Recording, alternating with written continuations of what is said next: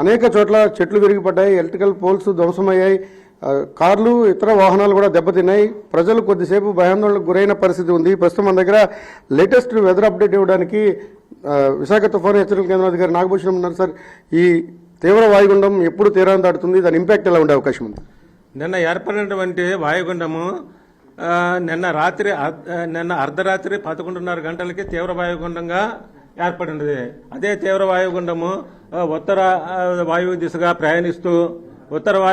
ప్రయాణిస్తూ ఈరోజు ఉదయం 8:30 గంటలకి అదే ప్రాంతంలోనే పశ్చిమ బంగాళాఖాతంలో దాని పరిసర ప్రాంతాలైనటువంటి వాయు బంగాళాఖాతంలో కేంద్రీకృతమై ఉన్నది.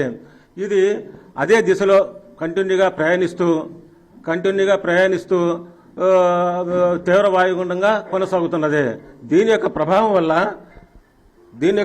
వల్ల రాగల 24 గంటల్లో అత్యంత భారీ వర్షాలు ఉత్తరాంధ్ర జిల్లాలైనటువంటి ఒక 3 జిల్లాల్లో శ్రీకాకుళం, పార్వతీపురం అండ్ విజయనగరం జిల్లాల్లో అత్యంత భారీ వర్షం అనగా రెడ్ అలర్ట్ జారీ చేయడం జరిగినది. అత్యంత భారీ వర్షాలు కురిసే అవకాశం ఉన్నది ఎక్కువగా.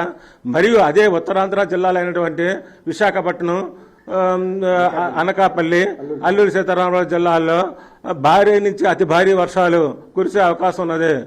నెక్స్ట్ అదే ఉత్తరాంధ్ర జిల్లాలైనటువంటి కాకినాడ, కోనసీమ, తూర్పుగోదావరి జిల్లా, ఏలూరు జిల్లాల్లో ఒక భారీ వర్షాలు కురిసే అవకాశం ఎక్కువ ఉన్నది. ఈ గాలుల తీవ్రత ఏ మేరకు పెరిగే అవకాశం ఉంది? గాలుల తీవ్రత నిన్న 50 నుంచి 60, గరిష్టంగా 70 కిలోమీటర్లు గంటకు నిన్న సాయంత్రం నుంచి కూడా గాలి తీవ్రత బాగా పెరిగినది. ఈ రోజు ఉదయం నుంచి కూడా గాలి తీవ్రత గంటకి 50 నుంచి 60, గరిష్టంగా 70 కిలోమీటర్ల వేగంతో ఈదురుగాలులు బాగా వీయడం జరిగినది. అంటే మరోసారి ఈదురుగాలులతో కూడిన వర్షాలు వచ్చే అవకాశం ఉంది. రాగల 24 గంటల్లో ఇదే ఈదురుగాలు కంటిన్యూగా అవే అవకాశం ఉంది, కొనసాగే అవకాశం ఉన్నది. మధ్యలో చిన్నది గ్యాప్ ఇచ్చినా సరే మళ్ళీ కంటిన్యూగా ఈరోజు రాత్రికి మళ్ళీ గాలి తీవ్రత ఎక్కువ కొనసాగే అవకాశం ఉన్నది. విశాఖ తుఫాను హెచ్చరికల కేంద్రం చాలా స్పష్టంగా చెప్తోంది. ప్రస్తుతం ఏదైతే వర్షం కానీ లేకపోతే గాలుల తీవ్రతలో కొంత తగ్గుముఖం పట్టినప్పటికీ తీరానికి సమీపంగా తీవ్ర వాయుగుండం వచ్చినప్పుడు అది తీరాన్ని దాటే సమయంలో కూడా బలమైన ఈదురుగాలు ఉంటాయి, భారీ నుంచి అతి భారీ వర్షాలు వస్తాయి. ప్రధానంగా ఉత్తరాంధ్ర జిల్లాల్లో ఉన్న ఏదైతే తీరానికి దగ్గరగా తీవ్ర వాయుగుండం తీరాన్ని దాటే సమయంలో ఆ ప్రాంతానికి పరిసరాల్లో ఉన్న శ్రీకాకుళం, విజయనగరం, పార్వతీపురం, మన్యం జిల్లాల్లో అత్యంత భారీ వర్షాలు నమోదు కాబోతున్నాయి. ఈ ప్రాంతంలో ఉండేవారంతా కూడా పూర్తిగా అప్రమత్తంగా ఉండాల్సిన అవసరం ఉంటుంది. ఇక ట్రాకింగ్ చూసినప్పుడు ఇది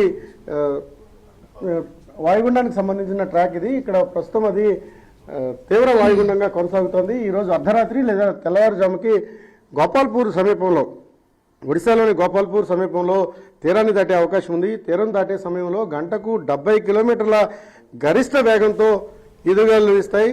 అయితే ప్రస్తుతం ఉన్న తీవ్ర వాయుగుండం వాయువ్య దిశగా కదులుతుంది. అది ఒరిస్సా దగ్గరే తీరాన్ని దాటినప్పటికీ దాని ప్రభావం మాత్రం ఖచ్చితంగా ఉత్తరాంధ్ర మీద స్పష్టంగా ఉండబోతోంది. బలమైన ఈదురుగాలు గంటకు 70 కిలోమీటర్ల పైబడిన వేగంతో ఈదురుగాలతో పాటు అత్యంత భారీ వర్షాలు కురుస్తాయి. కాబట్టి ఉత్తరాంధ్ర ప్రాంత ప్రజలు పూర్తి స్థాయిలో అప్రమత్తంగా ఉండాల్సిన అవసరం ఉందని కూడా వాతావరణ శాఖ హెచ్చరిక